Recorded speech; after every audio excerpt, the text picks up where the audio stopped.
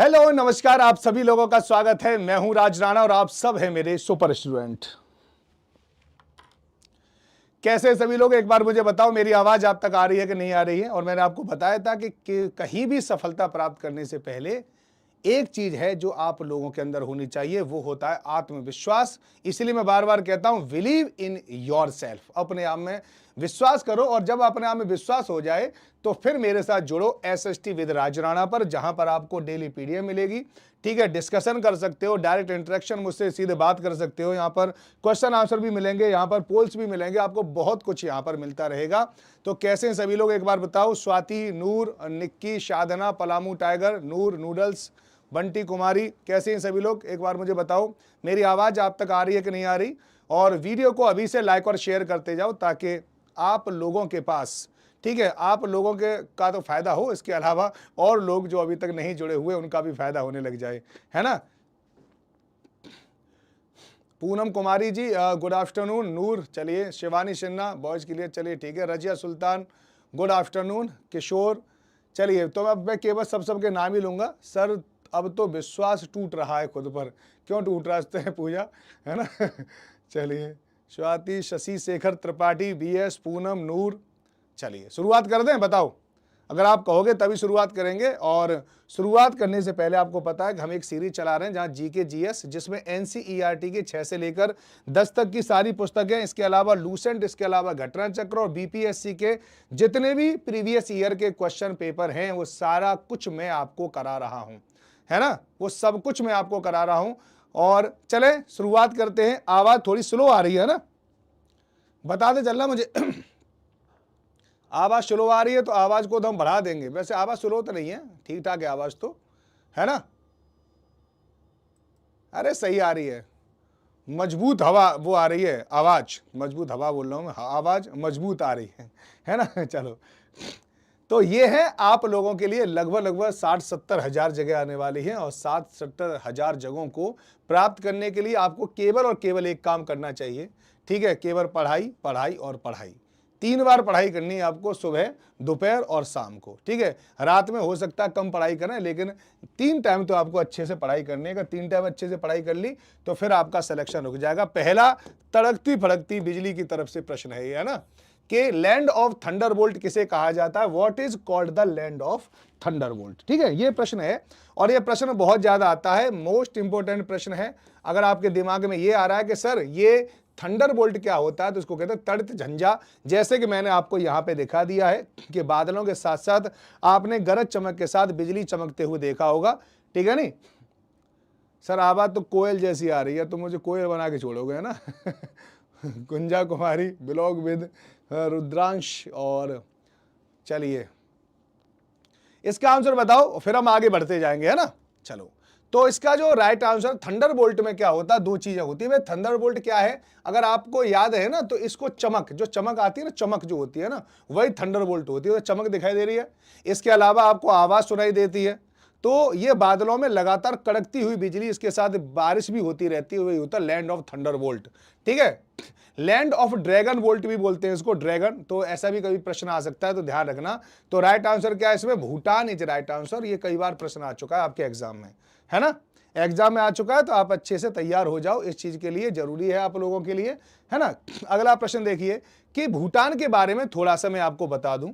इधर जो आपको दिखाई दे रहा वो इंडिया है, और इंडिया के उधर आपको जो दिखाई दे रहा वो चाइना है। और बेचारा बीच में एक छोटा सा देश है, जिसे आप लोग सब भूटान कहते हैं, ठीक है। काफी गरीब है, ठीक है। यहां पर बहुत ज्यादा उत्पादन नहीं होता, यहां पर बहुत संसाधन तो है, लेकिन संसाधनों का एक्सट्रैक्शन नहीं होता। लेकिन यहां के लोग थोड़ी सी प्रसन्नता के बारे में, प्रसन्न लोग ज्यादा रहते हैं यहां पर, ये है। बस इतना आपको याद रखना है। जब 2 मजबूत देशों के बीच कोई देश आ जाता है, उसको कहते हैं आपको बफर स्टेट। तो ये अपने आप में एक बफर स्टेट है, ये भी आपको ध्यान रखना है। देखो, भूटान को लैंड ऑफ थंडरबोल्ट कहा जाता है, पहली बात याद रखना। भूटान की राजधानी थिम्पू है, ठीक है।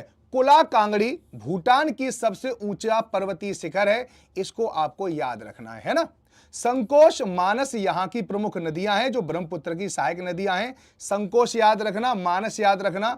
मानस के पास मानस अभ्यारण्य भी है, ये भी आपको अच्छे से याद रखना है ना। चलिए, इसके अलावा भारत में से चूखा ठीक है। करीछू व ताला जल विद्युत परियोजनाएं भूटान में विकसित की गई हैं। ये और याद रखना, क्योंकि ऐसे प्रश्न आपसे बहुत पूछे जाते हैं। करंट अफेयर्स में भी प्रश्न आते हैं और स्टैटिक जीके में भी प्रश्न आते हैं कि कौन कौन सी योजनाएं हमने भूटान के साथ मिलकर प्रारंभ करी हैं। तो आप याद रखो, चूखा है, करछू है और ताला है। ठीक है, इसका प्रश्न आ सकता है, कभी भी प्रश्न आ सकता है, तैयार रहें। ठीक है, अगर आप बिहार की तैयारी कर रहे हैं तो आपको पता है बिहार से थोड़ी दूर भूटान है, तो यहां से प्रश्न आने की पूरी पूरी संभावना, इसलिए आप तैयार रहें, है ना। चलिए, सकल happiness index, national happiness index को अपनाने वाला भूटान विश्व का एकमात्र देश है।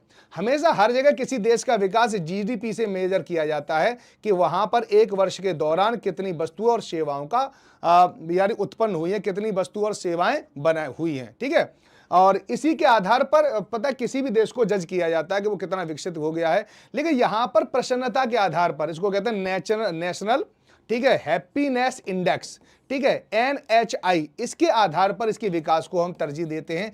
कि ऐसी बात नहीं कि पैसा से लोग खुश नहीं हो पाते हैं।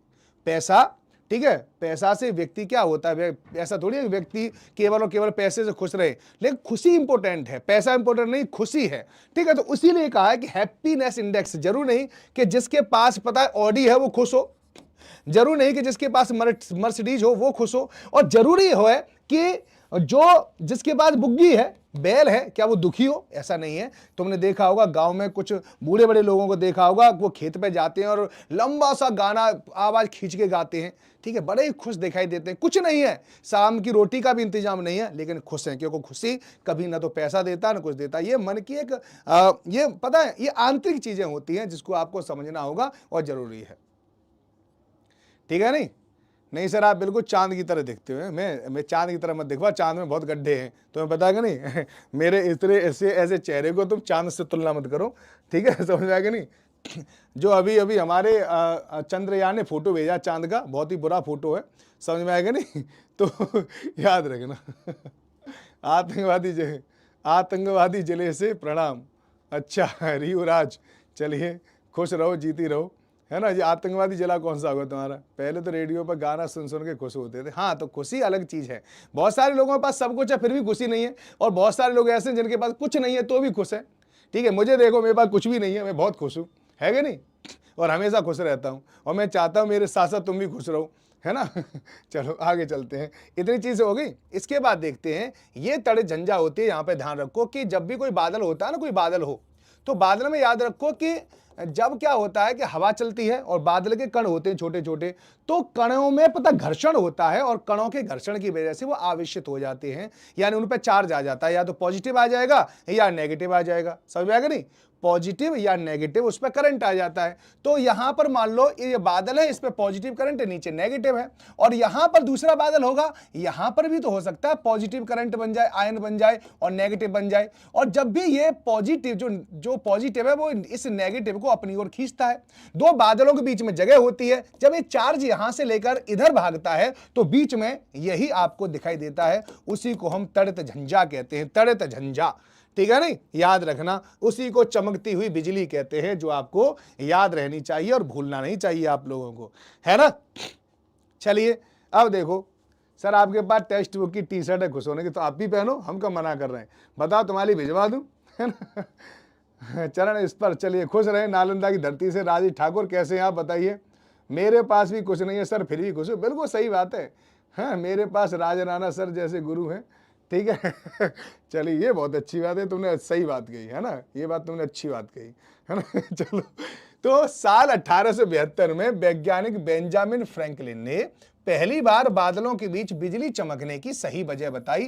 पहली बात याद रखना, किसने बताया था, तो आपको याद रखना बेंजामिन फ्रैंकलिन।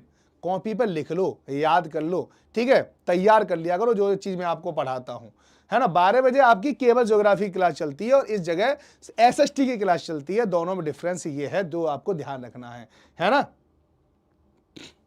इसके बाद क्या है सही वजह, उन्होंने बताया कि बादलों में पानी के छोटे छोटे कण होते हैं जो वायु की रगड़ की वजह से आवेशित हो जाते हैं। कुछ बादलों पर पॉजिटिव चार्ज हो जाता है, कुछ पर नेगेटिव। आसमान में जब दोनों तरफ से चार्ज वाले बादल एक दूसरे से टकराते हैं तो लाखों वोल्ट की बिजली उत्पन्न होती है। कभी कभी इस तरह से उत्पन्न होने वाली बिजली इतनी अधिक होती है कि धरती तक पहुंच जाती है। इस घटना को बिजली गिरना कहते हैं।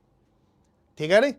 अब बताओ, तुम मुझे केवल बताओ कि अगर बिजली चमक रही हो तो आपको कहां जाना चाहिए। सबसे पहले तो खाली खेत है, ठीक है, खाली खेत पड़ा हुआ है।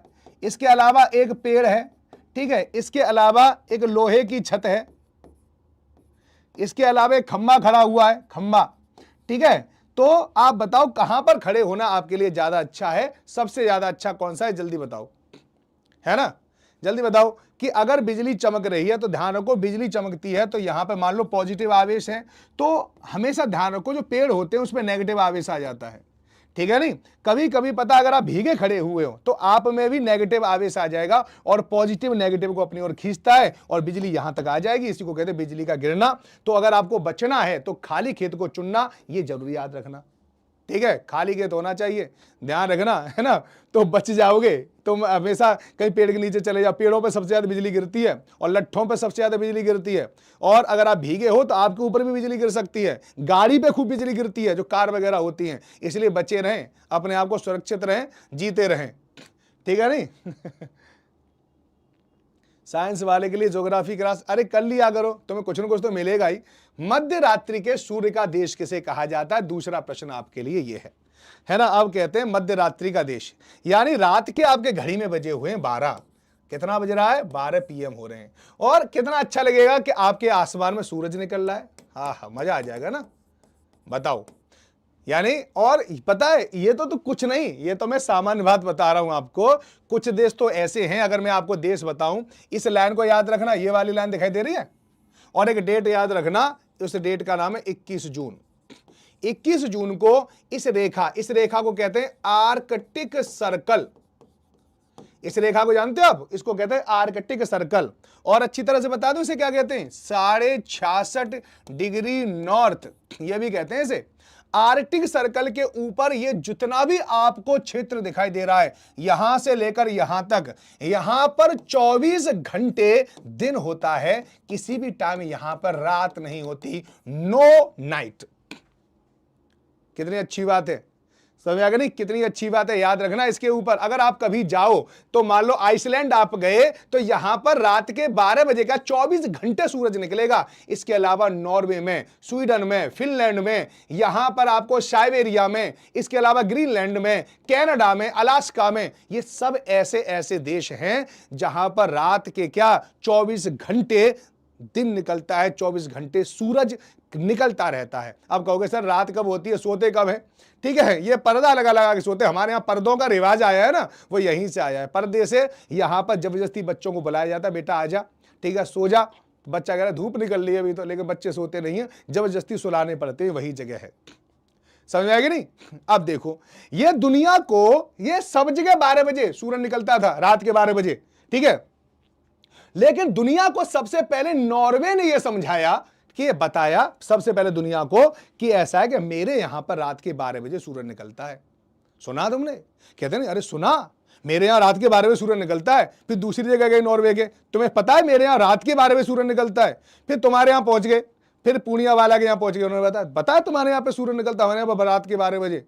फिर राज मल्होत्रा के यहां पहुंच गए, कुमारी किरण के यहां पहुंच गए। इन सबको उन्होंने पहले पहले बता दिया, ये बता दिया कि देखो हमारे यहां रात के 12 बजे सूरज निकलता है। लेकिन ये रसिया वाले नहीं बता पाए, ये स्वीडन वालों ने नहीं बताया, फिनलैंड वालों ने नहीं बताया, कनाडा वालों ने नहीं बताया। इसलिए पूरी दुनिया को यह पता है कि रात के 12 बजे सूरज केवल नॉर्वे में निकलता है। इसलिए नॉर्वे को मध्य रात्रि का देश कहते हैं। यह आपको याद रखना है, यह है राइट आंसर। लेकिन ऐसा नहीं है केवल यही है, ठीक है। कोई कहे कि रात के 12 बजे कहां कहां सूरज निकलता है, तो प्रश्न में याद रखना यहां पर अलास्का, यहां पर Canada, Greenland, Iceland, Norway, Sweden, Finland और साइबेरिया, सब जगह रात के 12 बजे सूरज निकलता है। ध्यान रखना बस, ठीक है नहीं?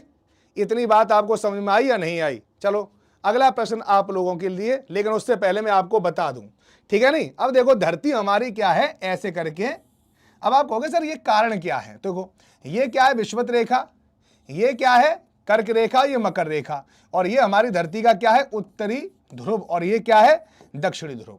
ये वाली रेखा की बात कर रहा था। इसके अलावा एक रेखा ये और है, आर्कटिक, और यहां पर एक रेखा जरूर याद रखना, ये बहुत ज्यादा जरूरी है, ये वाली रेखा, ये, ठीक है नहीं। तो ये दोनों रेखा हैं जिसके बारे में आपको अच्छे से याद रहना चाहिए, ठीक है। अगर मान लो कि सूरज यहां पर है, तुम खुद मान लो ये सूरज यहां पे है, तो सूरज की लाइट देखो यहां से लेकर यहां तक जाएगी, बस इस लाइन को मान लूं ऐसे करके।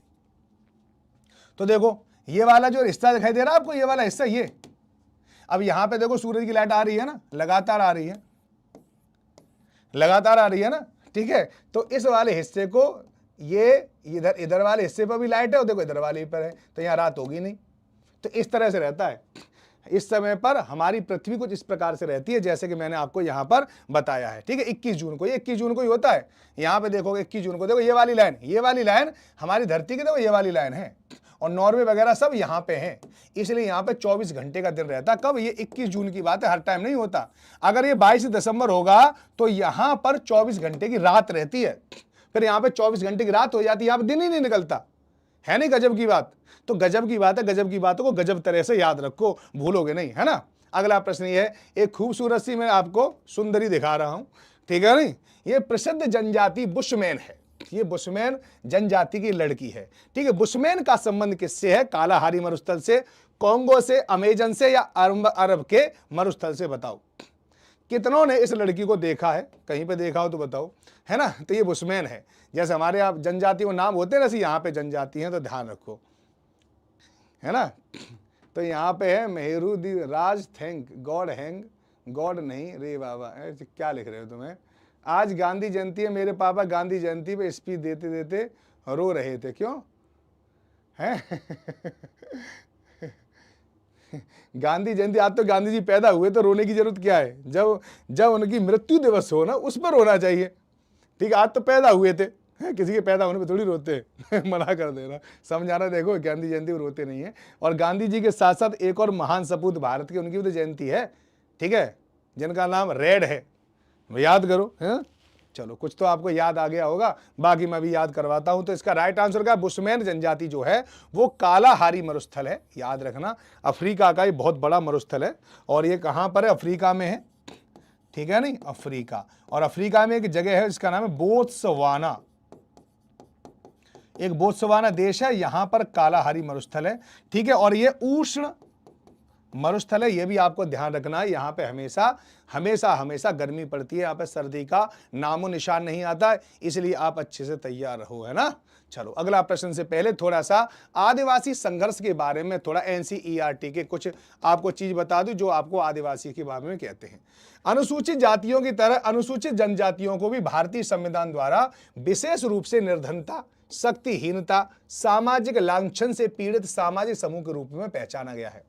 यानी अनुसूचित जनजातियों के साथ क्या क्या समस्या है, उनके पास निर्धनता है, उनके पास शक्ति नहीं है, और समाज में उनको अत्यधिक पिछड़ा हुआ दिखाया जाता है, उनकी कोई ज्यादा सम्मान नहीं है, ये दिखाने की कोशिश कर रहे हैं। ये कह रहे हैं कि अनुसूचित जनजातियों को जैसे सामना करना पड़ता है, उसी प्रकार से अनुसूचित जनजातियों को भी, वो भी गरीब है, उनमें भी शक्ति नहीं है, और उनके साथ भी कुछ पूर्वाग्रह या ये जुड़े हुए हैं।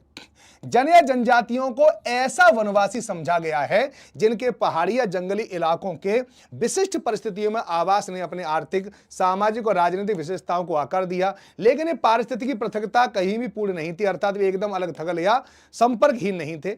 जनजातीय समूहों का हिंदू समाज और संस्कृति से लंबा निकट संबंध रहा है। आप याद रखो, महाराणा प्रताप का नाम आप सब लोगों ने सुना होगा, और बहुत ही अच्छे से सुना होगा, ठीक है नहीं।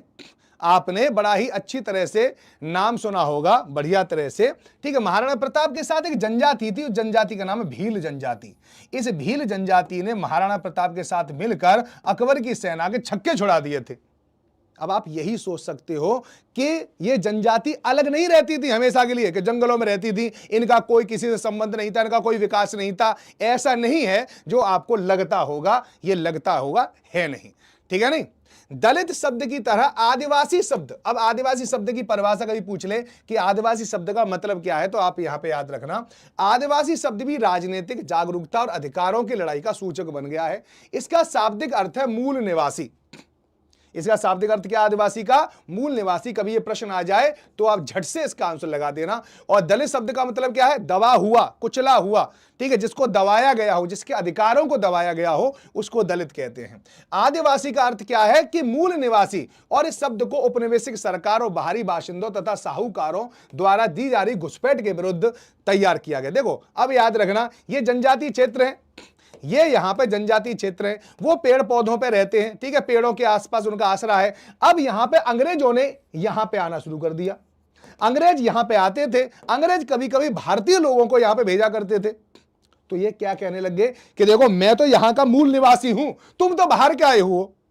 उनके लिए शब्द का इस्तेमाल किया था, ये बाहरी हैं, हम मूल निवासी हैं, इसका मतलब ये है ना। बाकी तो आप पढ़ ही सकते हो। अगला प्रश्न क्या है कि न्यूजीलैंड में कौन सी जनजाति पाई जाती है? माओरी, एस्किमो, हान या हक्का?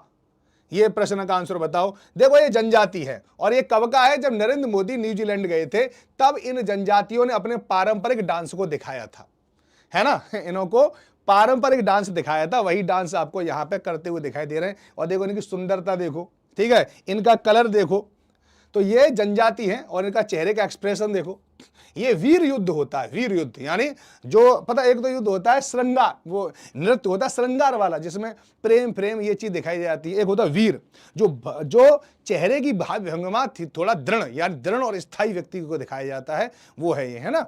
तो ये जब नरेंद्र मोदी गए थे तो वहां पर उनके सम्मान के लिए जनजातियों ने अपना पारंपरिक डांस किया था। ये वही पारंपरिक डांस है, और से डांस में जो डांस कर रहे हैं उनका नाम है माओरी, ठीक है। कौन है? माओरी है। तो न्यूजीलैंड में माओरी जनजाति पाई जाती है, माओरी, ठीक है, न्यूजी यानी माओरी, याद रखना, है ना ये। और ये एस्किमो जो जनजाति है ये आपको ध्रुवीय प्रदेशों पर मिलती है।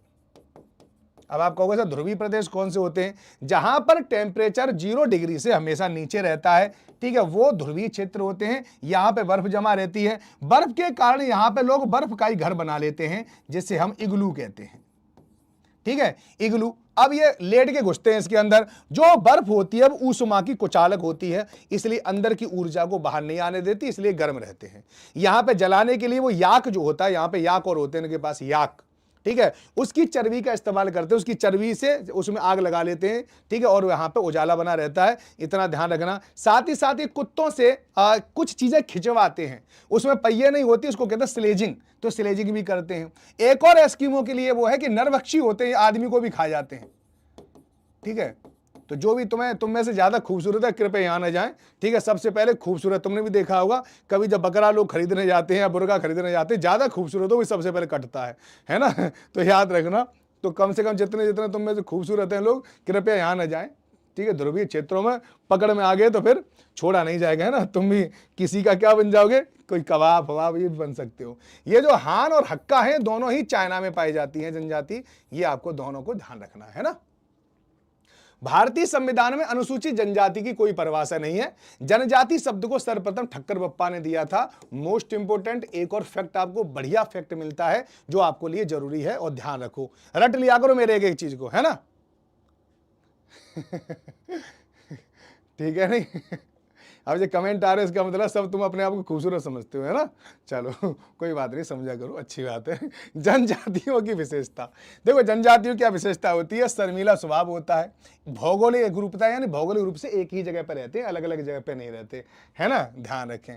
प्रकृति से जुड़ाव महसूस करते हैं, ध्यान रखो। आदिकाल की परंपराएं चली आ रही, उन्हीं को ही निभा रहे हैं आज भी। पिछड़ापन है यहाँ पे बहुत ज्यादा, ठीक है। भारत में सर्वाधिक जनजाति मध्य प्रदेश में रहती है, ध्यान रखना। भारत में सर्वाधिक जनजाति भील जनजाति है तथा गोंड दूसरे नंबर पे आती है, ये आपको ध्यान रखना चाहिए। ये 2011 की जनसंख्या के आंकड़े हैं, जिसमें भील नंबर 1 पर है और गोंड दूसरे पर है। 2011 से पहले गोंड पहले पे थे और भील दूसरे पे थे, ये भी आपको अच्छे से याद रखना है, ठीक है नहीं।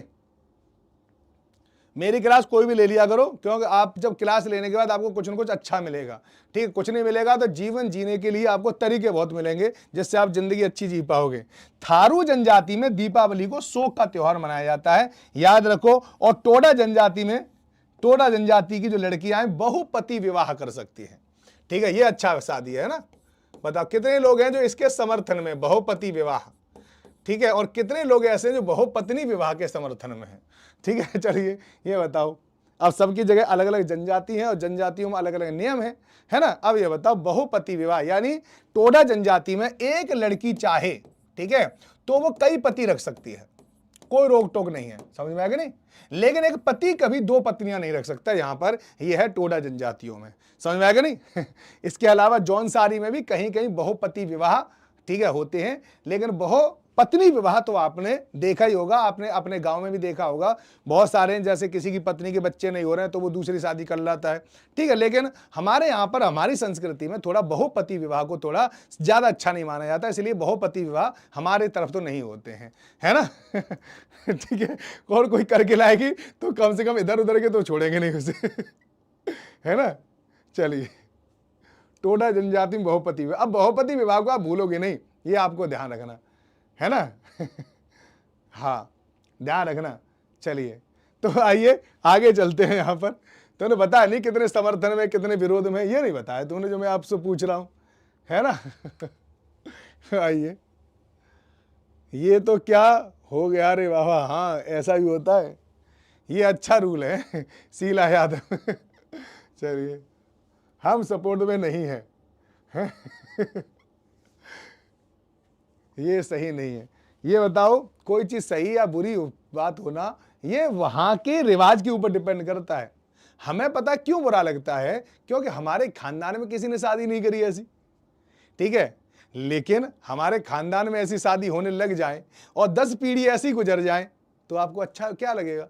अब आप खुद सोचिए, जनरली आप बताइए, कभी तुमने पेरिस का नाम सुना। पेरिस में जाओगे तो समुद्र के किनारे, ठीक है, वहां पे चाहे भैया हो, चाहे बहन हो, चाहे भाभी हो, चाहे मम्मी हो, सब एक ही तरह के कपड़े पहन के बैठी होती हैं, सब। समझ में आएगा नहीं। अब आप खुद सोचिए, लेकिन वहां पर किसी को बुरा नहीं लगता, और यहां पे अगर कोई ऐसे कपड़े पहन के घूमने लग जाए, फिर यहां पर कोई छोड़ेगा नहीं, यानी समझ लो कि उसे दुनिया पता ताने दे के मार देगी। समझ रहा है कि नहीं।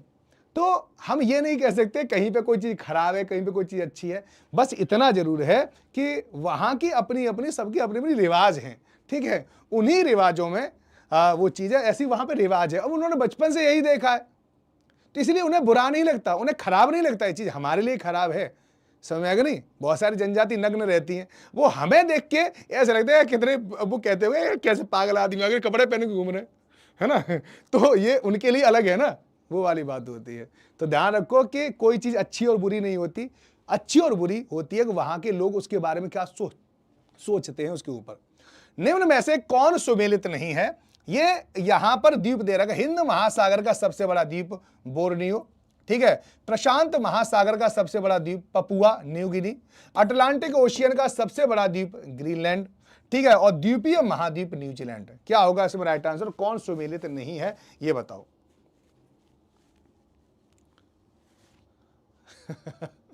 चलिए, हाँ, सबको पता है, अलग अलग है, सब जगह अलग अलग थिंकिंग है, अलग अलग सोच है, ठीक है। इसलिए दुनिया में कोई भी चीज खराब और कोई चीज अच्छी नहीं होती। समय के साथ साथ तुमने देखा होगा कि पहले जीन्स पहनना बड़ा बुरा माना जाता था। कोई लड़की अगर गांव में जीन्स पहन के आ जाती थी, समझ आएगा नहीं, कोई तो ऐसे समझ लो कि ऐसे लोग वो करते थे जैसे कोई मंगल ग्रह से लड़की आई है, ठीक है नहीं।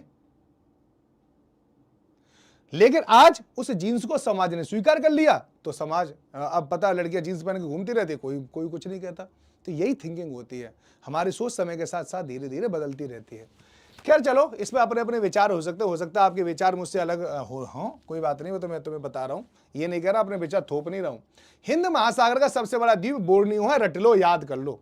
इस बोर्नियो को मैं आपको दिखाऊंगा अभी, है ना। और प्रशांत महासागर का सबसे बड़ा द्वीप पपुआ न्यू गिनी है, ये भी सही है। अटलांटिक ओशियन का सबसे बड़ा द्वीप ग्रीनलैंड है, ये भी सही है। और द्वीपीय महाद्वीप न्यूजीलैंड नहीं है, ऑस्ट्रेलिया है। द्वीपीय द्वीप क्या है, ठीक है, न्यूजीलैंड, ठीक है, न्यूजीलैंड नहीं है, उसको क्या कहते हैं, ऑस्ट्रेलिया। तो डी इज राइट आंसर, खत्म, ठीक है। अब यहां पे भी थोड़ा सा दिखा दूं, देखो, हिंद महासागर का सबसे बड़ा द्वीप बोर्नियो यहां पर है, और यहां पर मेडागास्कर है। ये पहले नंबर पे आता है, ये दूसरे नंबर पे आता है। हिंद महासागर का सबसे बड़ा और दूसरा, ये आपको अच्छे से याद रखना है। प्रशांत महासागर का प्रशांत महासागर का सबसे बड़ा द्वीप कहां है? ये रहा पपुआ न्यू गिनी, यानी इसका पूरा नाम न्यू गिनी है। ठीक है, ये तो देश का नाम है लेकिन न्यू गिनी है, तो न्यू गिनी है, प्रशांत महासागर का सबसे बड़ा द्वीप है। और अटलांटिक ओशियन का सबसे बड़ा द्वीप ये है जिसको कहते हैं ग्रीनलैंड। अब आप कहोगे सर ग्रीनलैंड, हाँ, ग्रीनलैंड की राजधानी जो क्या है उसका नाम है नूक। ठीक है, और इसको गॉड थाप भी बोलते हैं, गॉड थाप। ठीक है, ये भी आपको याद रखना। इस ग्रीनलैंड पर इसका कब्जा है डेनमार्क का, ये भी आपको याद रखना। यानी राजनीतिक रूप से ये यूरोप का हिस्सा है लेकिन नेचुरल रूप से, प्राकृतिक रूप से ये उत्तरी अमेरिका का हिस्सा है, ये भी आपको याद रखना चाहिए। ठीक है नहीं, ये भी अलग अलग किताबों में इसको भी दे रखा है। ठीक है, इस वाले को, ये यहां से इंडियन ओशियन नहीं है सब, ये इंडियन ओशियन है सब।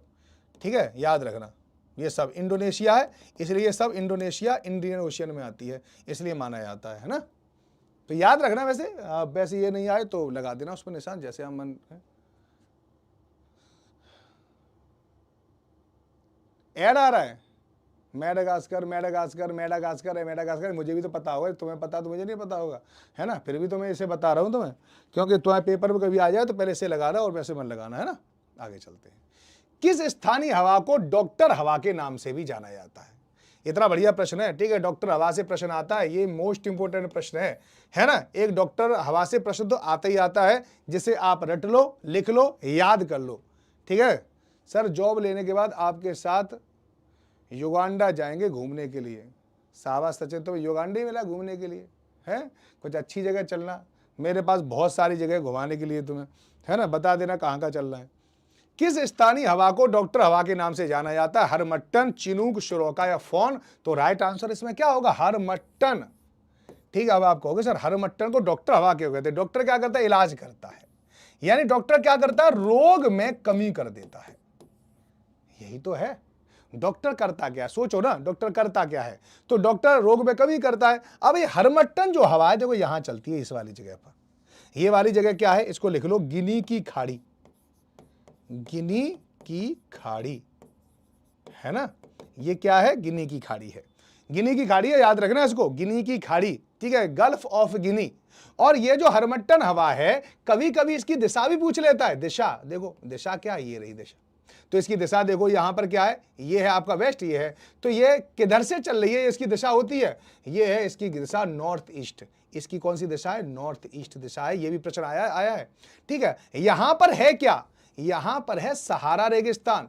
सहारा रेगिस्तान कैसा है? गर्म है, तो यहां से जो हवा आएगी वो गर्म हवा आएगी, ये गर्म हवा होती है। लेकिन यहां पे है समुद्र, समुद्र की वजह से यहां पे जो लोग रहते हैं आसपास, वहां पर ह्यूमिडिटी ज्यादा हो जाती है, आर्द्रता ज्यादा हो जाती है। आर्द्रता जब ज्यादा हो जाती है तो आदमी विचलन करने लग जाता है, यानी विचलित हो जाता है। वही जैसे हमारे यहाँ पे जुलाई में मौसम होता है, ऐसा यहाँ पे होता है।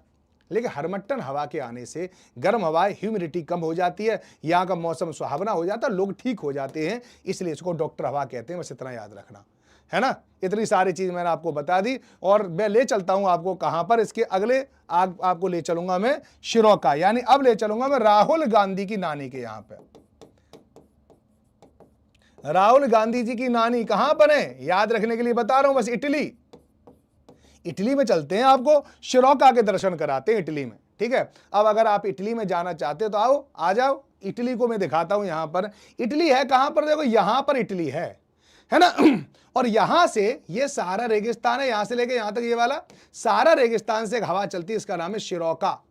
अब शिरोका होगी तो क्योंकि सहारा रेगिस्तान में लाल कलर की बालू है, तो इसे धूल भरी आंधी चलती है, और धूल भरी आंधी में यहां पर लाल कलर की जो मिट्टी होती है, ठीक है, ये बात समझ लो, लाल कलर की डस्ट होती है। लाल कलर की डस्ट जैसे ही यहां से बाहर निकलती है, ये जो आपको दिखाई दे रहा है, इसका नाम है मेडिटेरियन सी, भूमध्य सागर। जब ये भूमध्य सागर से पार करेंगी तो यहां पर ह्यूमिडिटी यानी जलवाष्प भी आ जाएगी, और जलवाष्प आकर यहां पर जो नानी है उनकी यहां पर रहती है इटली में, इटली के पर्वतों से टकराती है और यहां पे वर्षा करती है। और जब ये वर्षा करेंगी तो जो धूल की जो लाल मिट्टी थी वो भी नीचे गिरने लग जाती है, तो उसको कहते हैं रक्त वर्षा।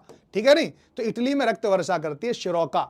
शिरोका इटली में क्या करती है, रक्त वर्षा करती है। इस बात को याद रखो, ध्यान रखना, मन में बिठा लो, तन में बिठा लो, भूलना नहीं है। अगला प्रश्न ये है आप लोगों के लिए कि अमेरिका और कनाडा की सीमा रेखा को क्या कहते हैं। बहुत ही बड़ा ही जानदार और शानदार प्रश्न है और कई बार प्रश्न आपसे पूछा भी गया है। यानी सीमा रेखा को क्या कहते हैं अमेरिका कनाडा, 49, 38वीं, 17वीं या 24वीं, क्या राइट आंसर होगा बताओ। 49 parallel line, 38 parallel line, 17 parallel line, 24 parallel line, क्या होगा राइट आंसर बताओ। बताओ बंटी कुमारी, बंटी कुमारी, श्रुति सिंह, राज मल्होत्रा, पूनम कुमारी, शशि शेखर त्रिपाठी, शिवानी सिन्हा, राज। तुम्हारा तो मैंने मेरा ही नाम रख लिया तुमने तो, है चलिए कोई बात नहीं, रख लो, ठीक है। 49वीं समानांतर रेखा इज द राइट आंसर और इसको याद करना बहुत ही आसान है, बहुत ही आसान है इसको याद करना। देखो 4 को ऐसे लिखते हैं और ये 9 जो है वो कैसे लिखते हैं भैया, ऐसे लिखते हैं, ठीक है नहीं, हाँ या ना बताओ।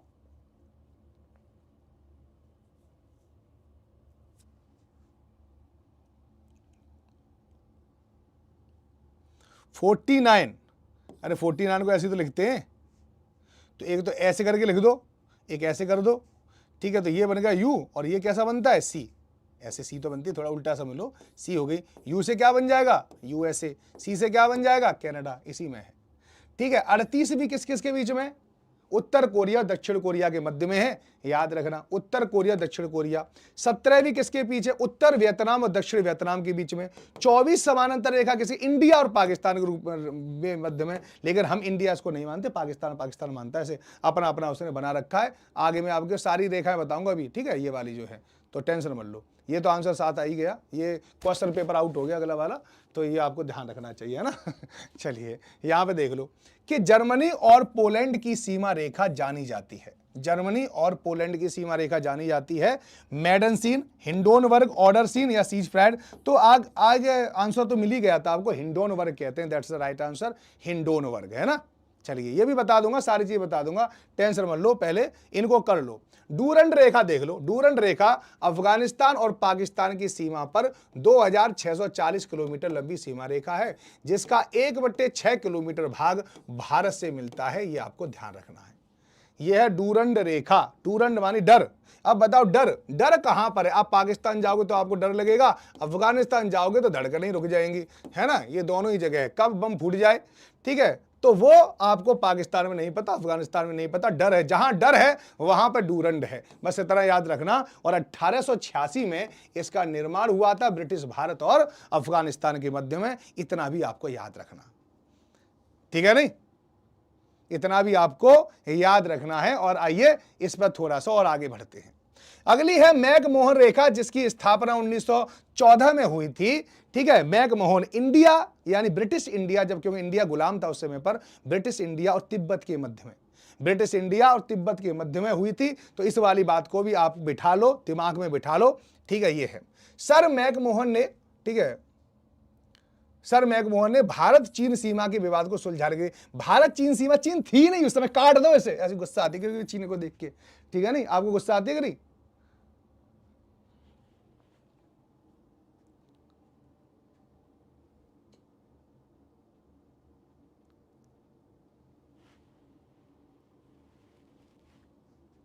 मैथिली शरण गुप्त की वो सुनिए कि नहीं, जो हृदय नहीं वो पत्थर है, जिसमें स्वदेश का प्यार नहीं।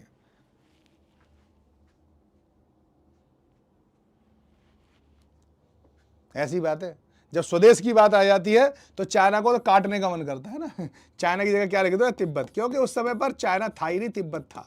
तो भारत और तिब्बत सीमा के विवाद को सुलझाने के लिए 1914 में की गई थी, याद रखना इस बात को और ये ध्यान रखना है रेड क्लिफ रेखा, रेड क्लिफ रेखा क्या है, भारत और पाकिस्तान में, ठीक है। और ये निर्धारण कब हुआ था, 1947 में हुआ था, ध्यान रखना, है ना। चलिए इसके बाद क्या है, हिंडनवर्ग रेखा, हिंडन, हिंडन क्या है, जर्मनी और पोलैंड। देखो यहां पे हिंडन लिखा हुआ, हिंडन माने क्या होता है, हाइड, हाइड माने क्या होता है, छुपाना, हाइड माने क्या होता है, छुपाना। याद रखो हम कोई सी चीज कहां छुपाते हैं, ये सोच लो, हमारे पास है मनी और हमने कहां छुपा दिया है, पोल में, हमने मनी को पोल में छुपा दिया है, ये बात आपको ध्यान रखना चाहिए, है ना। मनी को हमने पोल में छुपा दिया है, हिंडनबर्ग हाइड, इस तरह से आप याद रखना है। इसके बाद क्या, मैन रहीन रेखा, मैन यहां पर क्या, सोवियत रूस, रूस, और यहां पर क्या है, फिनलैंड, ठीक है नहीं, रूस और फिनलैंड यहां पे याद रखना। ऐसे इसको कैसे याद रखोगे बताना।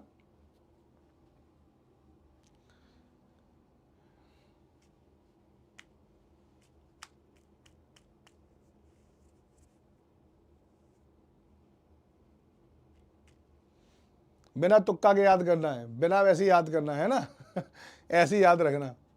ओके, सारी चीजें लिख देना। मैगी नॉट, मैगी नॉट कहां पर है, जर्मनी और फ्रांस के मध्य में है, जर्मनी और फ्रांस के मध्य में, ठीक है। हमने मैगी को क्या कर दिया, फ्राई कर दिया, मैगी को फ्राई करते हैं ना पहले, याद रखना है ना, मैगी को फ्राई करके हमने क्या कर दिया, जमा दिया।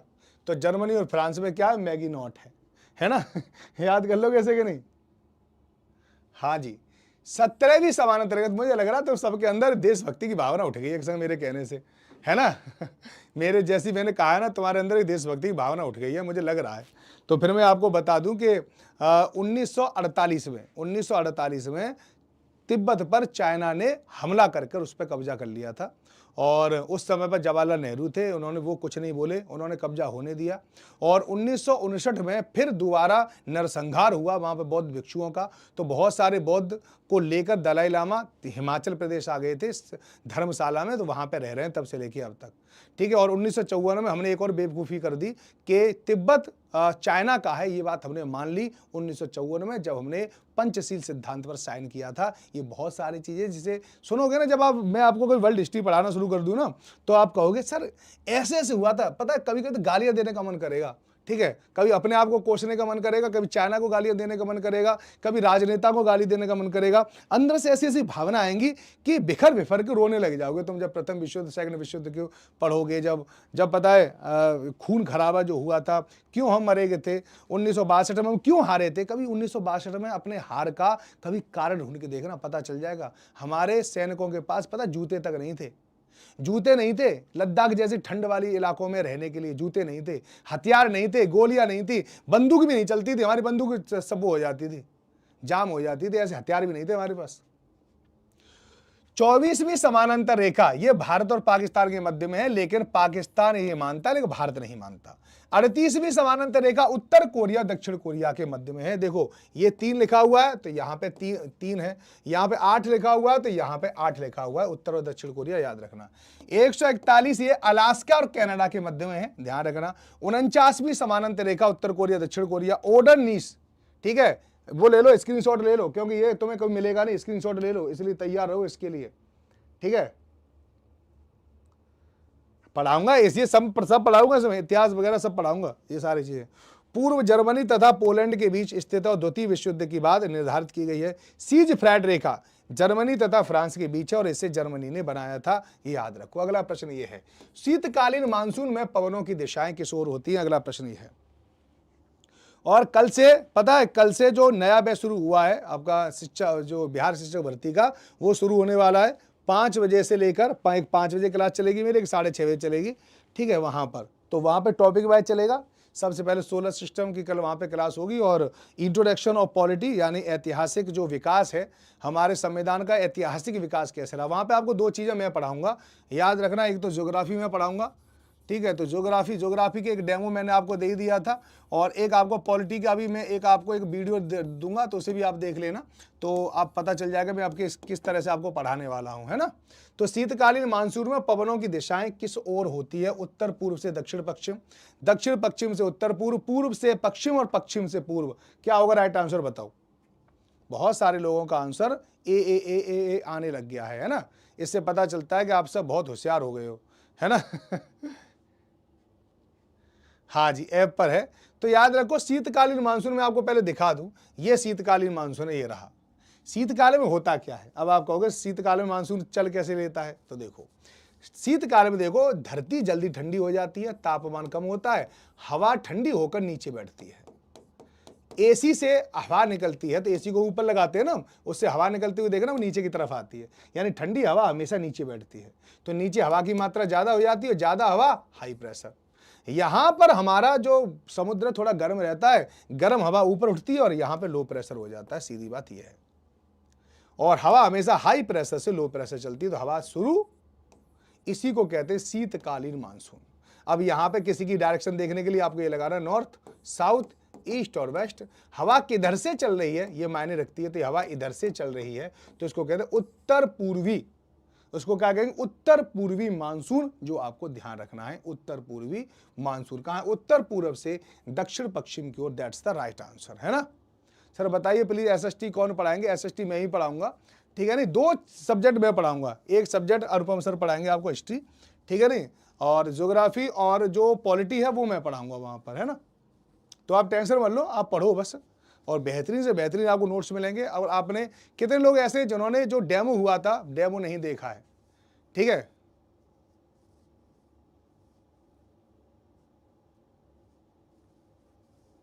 हाँ एज राइट, चलिए आगे चलें।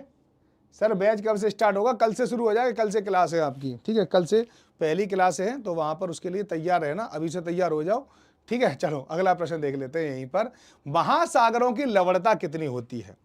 और मैं आपको एक एक क्वेश्चन को इतनी बार करा दूंगा कि आपको वो रट जाए, ताकि वो उससे प्रश्न आए तो फिर कभी आपका वो प्रश्न गलत ना हो, ठीक है। अगला प्रश्न क्या है, महासागरों की लवणता कितनी होती है। लेकिन जब तक आप इसका आंसर दो तब तक मैं आपको कुछ नई चीज बता दूंगा, ठीक है नहीं। अब हाँ यहाँ पर 2-3 सर पढ़ा रहे हैं, देखो लोकेश सर पढ़ाएंगे साइंस आपको, ठीक है, चेतन सर पढ़ाएंगे और कुछ कौशल सर पढ़ाएंगे, 3-3 सर पढ़ाएंगे साइंस। तो आप निश्चिंत रहो, बहुत ही बेहतरीन से बेहतरीन क्लास मिलेंगी आपको, है ना। तो देखो लवणता क्या होती है, लवणता का मतलब होती है कि यहां पर है जल, जल, और जल में घुली हो क्या, अशुद्धियां। तो जल में घुली हुई अशुद्धियां, ठीक है, इसमें क्या आ गई, अशुद्धियां। जल में घुली हुई अशुद्धियां ही क्या कहलाती हैं, लवणता कहलाती है, ठीक है। Impurities dissolve in water, that's called salinity. आप समझ में आ गई नहीं क्या होती है सैलिनिटी। ये समझो मैं ज्योग्राफी इतनी अच्छी पढ़ाता हूं, उससे 10 गुना ज्यादा अच्छी पढ़ाता हूं पॉलिटी, ठीक है नहीं, क्यों, मैं वकील हूं। तो मैं कौन हूं पता है आपको, एडवोकेट हूं। तो आप उसका तो टेंशन ही मत लो। एक वीडियो मैंने डाला कल, आपको लिए आ जाएगा, इंट्रोडक्शन ऑफ पॉलिटी, उसमें मैंने आपको बहुत कुछ बता रखा है, देख लेना। उसमें तंत्र, मैंने उसमें तंत्र पढ़ाए हैं, कल तो क्लास ही शुरू हो जाएगी, ठीक है ना। तो अब आप याद ये समझ लो, तो सारी चीज आपको रटा दूंगा वहां पे। पॉलिटी में एक भी क्वेश्चन ऐसा नहीं होगा जो आप पे ना आए और आप पेपर में ना कर पाओ, है ना। और कोई भी अगर कोर्स ले तो पहले मुझसे जरूर बात करना, है ना, बात कर लेना, मैं आपको बता दूंगा, जिससे कि कम से कम रुपए में मिल जाए कोर्स। 35 ग्राम प्रति हजार, यानी इसको ऐसे लिखा जाता है, ऐसे लवणता को ऐसे लिखा जाता है। यानी अगर आपके पास 1000 ml यानी 1 लीटर पानी है तो उसमें कितने ग्राम, कितने ग्राम, ठीक है, 1000 ग्राम, 1000 ग्राम ही मान लो इसको, 1000 ग्राम जल में कितने ग्राम लवणता है, ऐसे लिखा जाता है। यानी 35, इसका मतलब सीधा सीधा मतलब ये है कि 1000 ग्राम पानी में 35 ग्राम अशुद्धियां हैं, लवणता है, निकाल सकते हो, ठीक है। 35 ग्राम नमक निकाल सकते हो, बात ये है जो आपको ध्यान रखना है। और कल आप लोगों के लिए एक खास लेके आने वाला हूं। कल आप लोगों के लिए खास है कि बीपीएससी का भी पेपर हुआ है और बीपीएससी ही आपसे पेपर लेगा। तो बीपीएससी ने अभी कैसे प्रश्न पूछे उसके दिमाग को समझने के लिए कल पूरे पेपर को लेकर आऊंगा, जैसे उसने प्रश्न पूछे हैं। हो सकता है वहां से 2-4 प्रश्न आपको मिल जाए तो आपका काम हो जाएगा, ठीक है नहीं। चलिए देख लो आगे नहीं मैसेज, पूनम रंजन, मैं तभी तो बता रहा हूं सारे सब्जेक्ट मुझे बहुत अच्छी तरह से आते हैं। तुम जो सब्जेक्ट कहोगे ना वो सब्जेक्ट, हर सब्जेक्ट को एक दूसरे से 10 गुना अच्छा पढ़ाता हूं मैं। कुछ भी पढ़ लो, ठीक है, आपको याद करनी है तो याद करवा लो, ठीक है, आपको एसएसटी पढ़नी है तो एसएसटी बता दो, अगर आपको ट्रिक करवानी हो ट्रिक करवा लो, कुछ और करवाना तो और करवा लो, छोटे छोटे प्रैक्टिकल से सिखवा लो, लेकिन आप खुद भी तो तैयार हो, ठीक है। पीआरटी में तो नहीं, पीआरटी में देखो अभी पता है सुप्रीम कोर्ट में केस गया हुआ है, आगे आने वाली वैकेंसी में नहीं होगा, ये निश्चित है। पुरानी वाली में होगा कि नहीं होगा ये अभी बताया जाएगा, ठीक है। बीएससी एग्जाम में डीओवी की जगह एग्जाम से डेट डाल दी हो, मेरा रिजल्ट आएगा।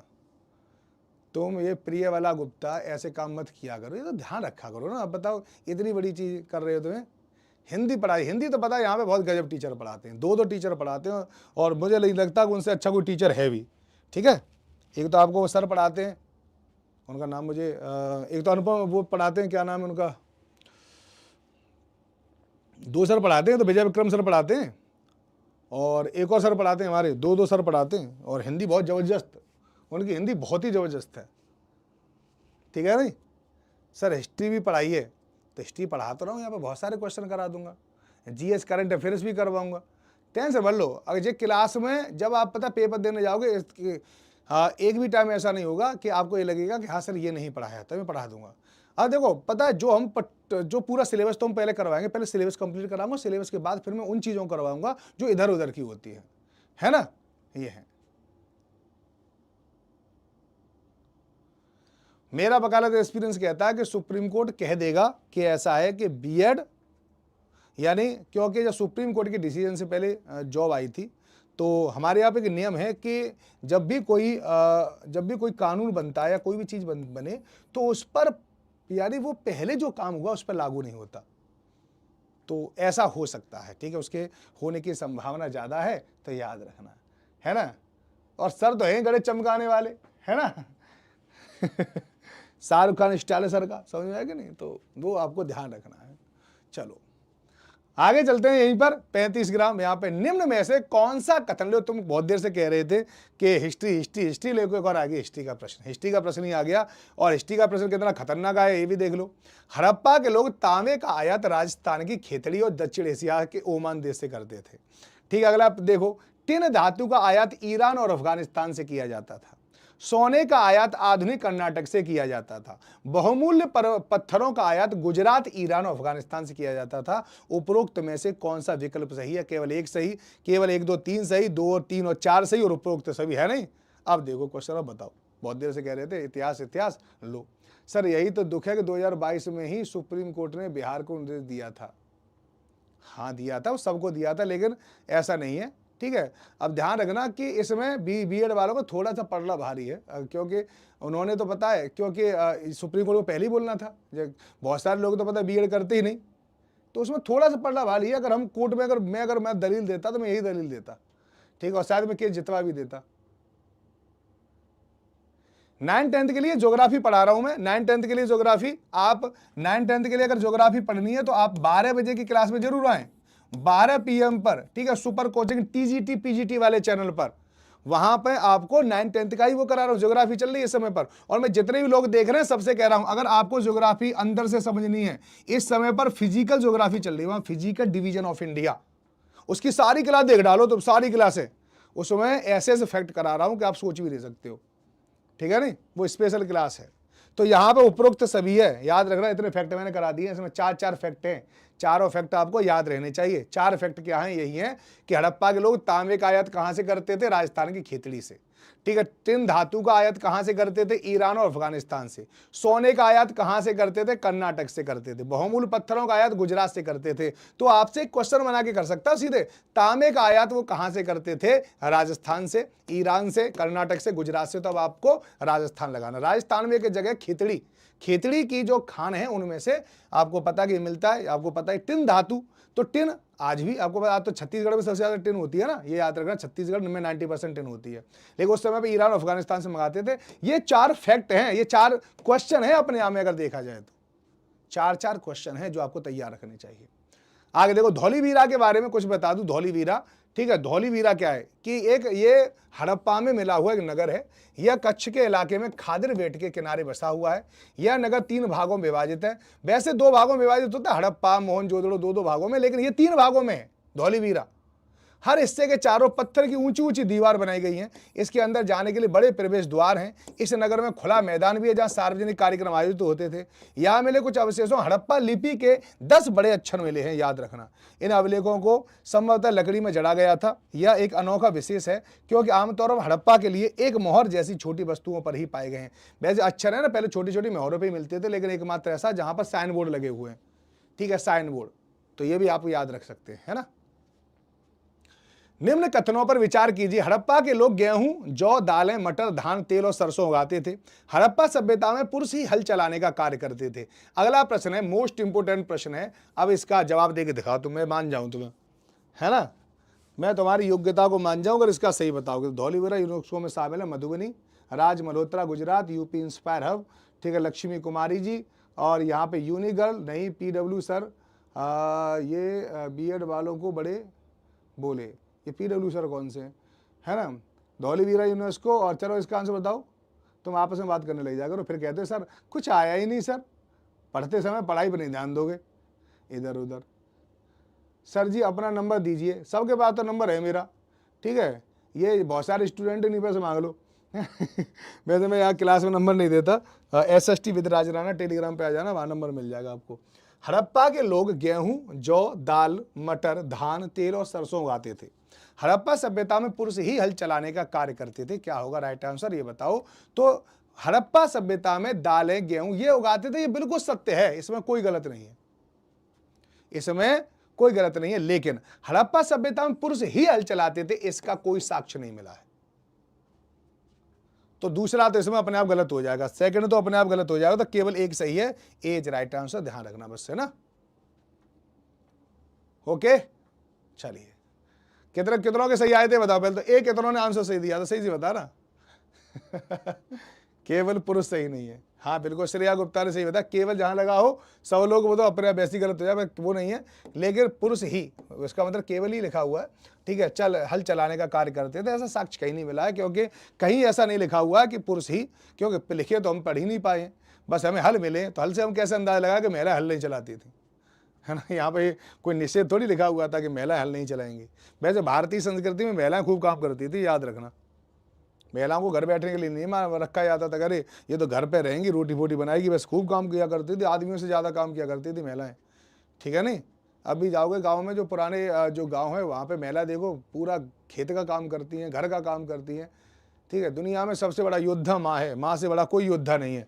फिल्म देखी है कि नहीं तुमने, बताओ, फिल्म तो देखी होगी तुमने पक्का, कि दुनिया में माँ से बड़ा योद्धा कोई नहीं है। खैर चलो कोई बात नहीं। अगले प्रश्न पर, लोथल कौन सी नदी के किनारे बसा हुआ? लोथल, अब ये लोथल एक और जगह है, लोथल है ना, लोथल, ये जो आप इसके किनारे पहुंच जाओगे ना, ये जो जगह दिखाई दे रही है, ये ईंट दिखाई दे रही है आपकी, ईंट है। आप कह रहे होगे सर किसी भट्टे से उठा के लगा दी होंगी, ये ईंट 5000 साल पुरानी है, पहले तो याद रखना, ये ईंटें 5000 साल पुरानी है भाई साहब, समझेगा कि नहीं। KGF ये याद है, जो सोचते होंगे सर काश ऐसे प्रश्न पेपर में भी आ जाया करें। KGF की हीरोइन का क्या नाम था, ठीक है, ऐसे क्वेश्चन है। KGF में सूर्या ने कितनी गोलियां चलाई थी, ऐसे करके प्रश्न आ जाया करे। सूर्या नहीं है उसमें, तो यश था, है ना। हाँ मजा आ जाएगा ना तुम्हारा, है ना। मजा आ जाएगा ना, चलो कोई बात नहीं। लोथल कौन सी नदी के किनारे बसा हुआ? तो लोथल भोगवा नदी के किनारे बसा हुआ है, बीच राइट आंसर, ठीक है, लगा देना भोगवा। और ये यहां से ही क्या मिला है, गोदीवाड़ा। गोदीवाड़ा क्या होता है, बंदरगाह होता है, कृत्रिम बंदरगाह होता है, ये है। तो लो, भो और गो, ठीक है नहीं, लो भो गो, ऐसे याद रखना। लोथल, भो से भोगवा, और यहां पर गोदावरी, ठीक है। चलिए ओके, रंगनाथ जी, है ना, रंगनाथ राव ने, या राव याद रखना, राव ने इनकी खोज करी थी। लोथल के संबंध में क्या सत्य है? एक और प्रश्न बता दो लोथल के बारे में। यहां से पत्थर के टुकड़े, अध बने मन के बनाने वाले उपकरण आदि मिले हैं। यहां से बंदरगाह के साक्ष्य मिले हैं। इस नगर में भंडार गृह भी मिला है, जिसके ऊपर मोहरें और मुद्रांकन या मोहर बंदी मिले हैं। तो इनमें से कौन सा कथन सही है जो लोथल के बारे में सत्य है? केवल एक सही है, केवल एक और दो सही है, सभी सत्य है? इसके बारे में भी आप एक बार बता दो।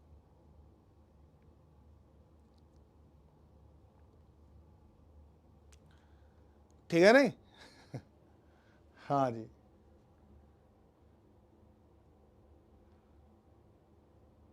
गोदवाड़ा क्या, गोदवाड़ा बंदरगाह को कहते हैं जहाँ पे जहाज रुकते हैं, ठीक है, जहाँ पे जहाज रुकते हैं। और एक बात बताओ, तो 245 लोग देख रहे हैं, ये ब्लैक क्यों नहीं करते तुम, है ना? ऐसा तो नहीं है, देखो खराब लगती है क्लास तो मत करो लाइक, मैं सब चीज़ पता क्लास में कॉन्सेप्ट भी बता रहा हूँ तुम्हें, ठीक है, ट्रिक भी कराता हूँ।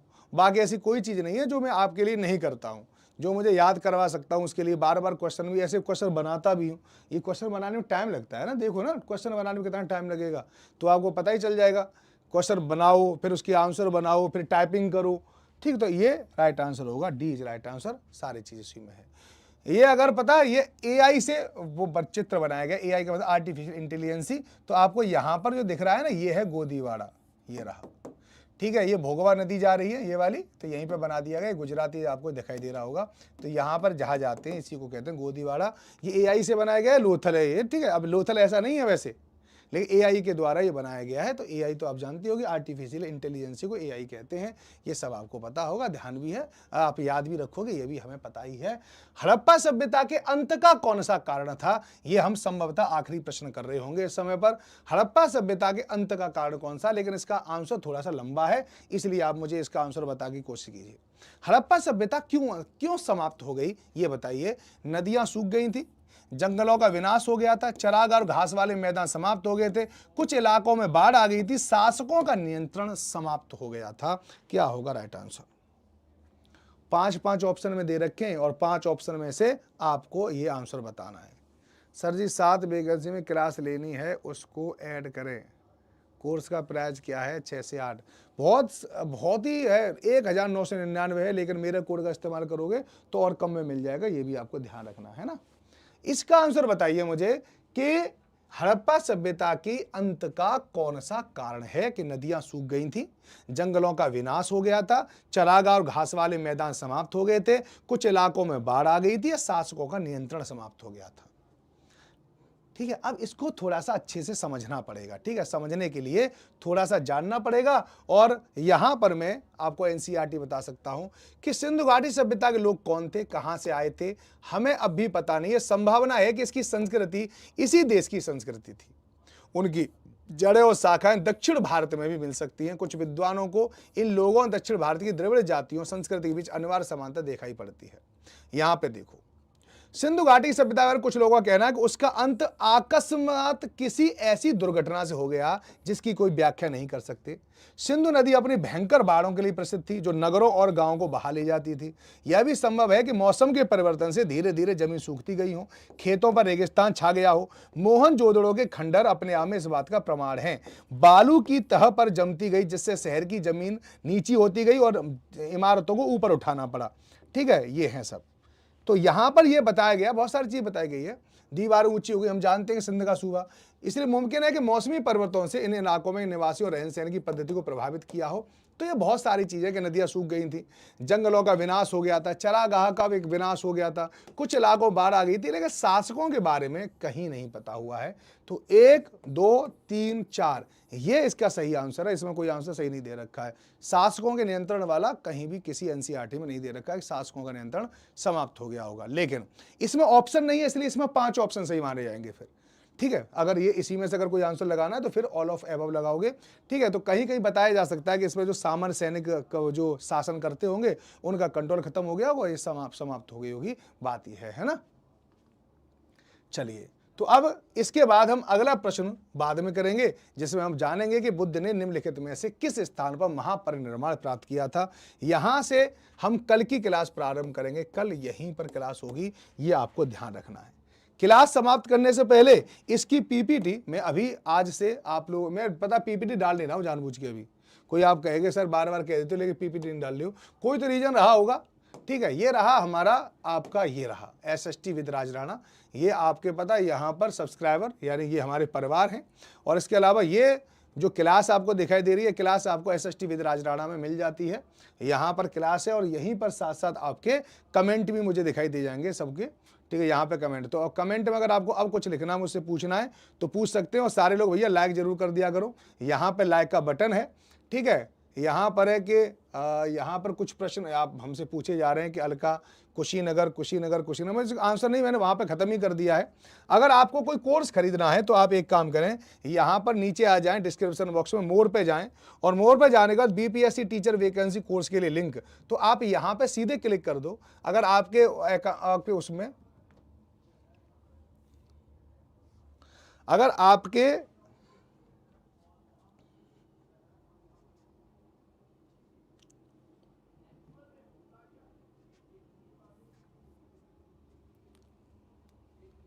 हैंग हो गया क्या है?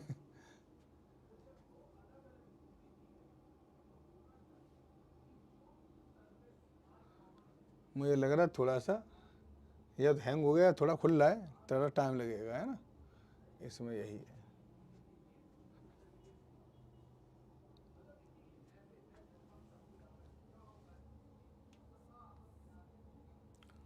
और देखो यहीं पे मेरी प्लेलिस्ट दे रखी है, प्लेलिस्ट बिहार वैकेंसी प्लेलिस्ट, यहाँ पे प्लेलिस्ट भी है, ये रही, ठीक है नहीं। तो जो भी आपको क्लास देखनी है सारी क्लासें यहाँ से देख सकते हो आप, प्लेलिस्ट से भी देख सकते हो, है ना। तो आप ज़्यादा टेंशन लेने की जरूरत नहीं, इसलिए मैं सारी चीज़ आपको यहीं पे बताता जा रहा हूँ। ओके, ध्यान रखो यहाँ पे।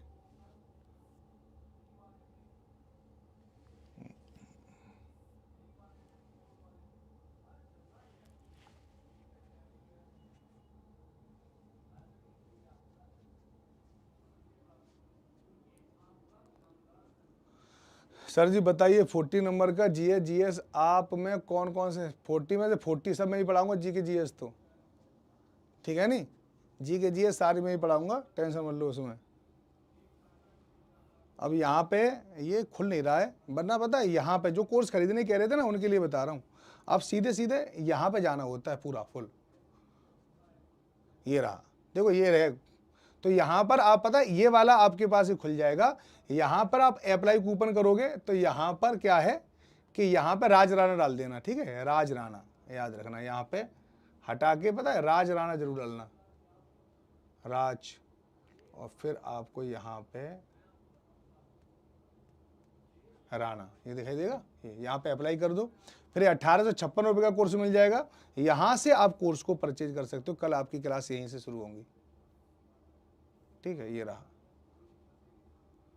ये पूरा नाम वगैरह लिख दोगे तो यहाँ पे आपको मिल जाएगी ये कोर्स, है ना। और कोर्स में क्या क्या है ये तो आप स्पेशल कोर्स में जान सकते हो।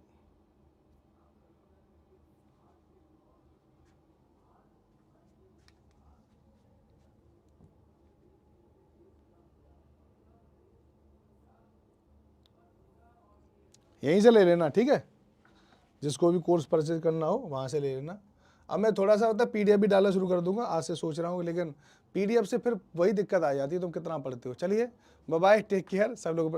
अरे ये जो पता है लर्न जो लिखा हुआ है, तो याद रखना ये जो कोर्स मैंने बताया ना, ये कोर्स सबके लिए है, एक के लिए नहीं, 6 से 8 वालों के लिए, 9 से 10 वालों के लिए, 11 से 12 वालों के लिए, सबके लिए है। आपने पूरी बिहार शिक्षक भर्ती की आप तैयारी कर रहे हो, सब लोगों के लिए कोर्स है, ये है, ठीक है नहीं। चलिए वैसे यहाँ से आने के बाद कहीं पे आपको जाने की ज़रूरत तो नहीं होती है, लेकिन फिर भी अगर आप देखना चाहते हैं तो देख लें। चलिए तो